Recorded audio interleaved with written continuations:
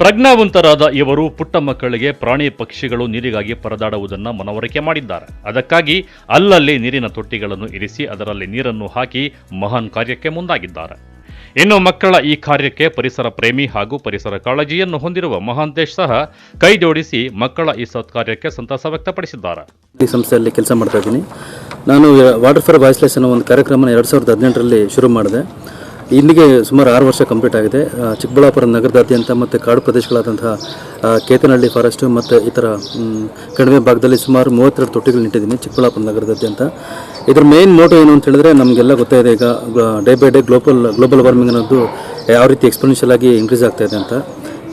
ಇದ್ರದ್ದು ಇಂಪ್ಯಾಕ್ಟ್ ಏನು ಅಂತ ಹೇಳಿದ್ರೆ ಬರೀ ಮನುಷ್ಯರಿಗೆ ಮಾತ್ರ ಅಲ್ಲ, ಸಕಲ ಪ್ರಾಣಿ ಪಕ್ಷಿಗಳು ಕೂಡ ಇದ್ರ ತೊಂದರೆ ಅನುಭವಿಸ್ತಾ ಇದೆ. ನಮಗೆಲ್ಲ ಆಪ್ಷನ್ ಇದೆ. ಫಾರ್ ಎಕ್ಸಾಂಪಲ್, ಈಗ ನಾವು ವಾಟರ್ನ ಎಲ್ಲಿ ಬೇಕಾದರೂ ನಾವು ತೊಗೊಳ್ಬೋದು, ಬೋರ್ವೆಲ್ ಕೊರೆಸಿ ನೀರು ಆಚೆ ತೆಗಿಬೋದು ಅಥವಾ ಅಂಗಡಿಗಳಲ್ಲಿ ಕೊಂಡ್ಕೊಳ್ಬೋದು. ಬಟ್ ನಮ್ಗೆ ಆ ಥರ ಪ್ರಾಣಿ ಪಕ್ಷಿಗಳಿಗೆ ಆ ಥರ ಆಪ್ಷನ್ ಇರೋದಿಲ್ಲ.